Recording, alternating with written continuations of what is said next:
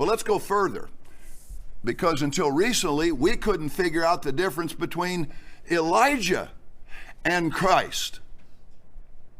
So we saw one being. Christ was the Lord of hosts, and he was also fulfilling all the roles of Elijah.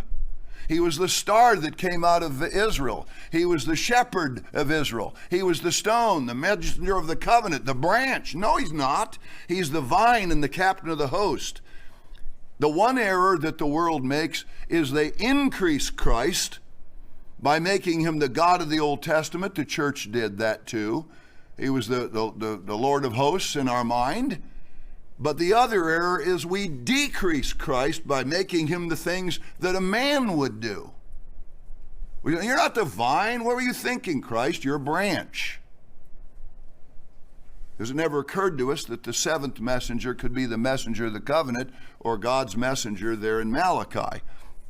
So that's even worse. Now, if you can't separate him in either case, you'll understand why the apostates said, the Bible is the story of Jesus Christ.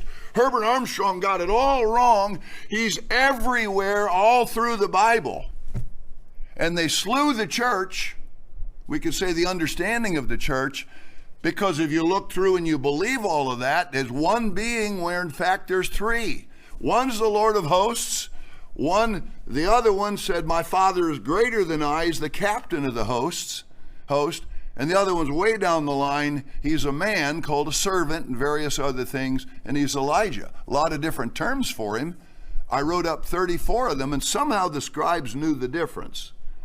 But remember, we used to think that prophet was Christ, but Elijah the prophet was somebody who came into the church. So we didn't even know that prophet and Elijah the prophet were the same being.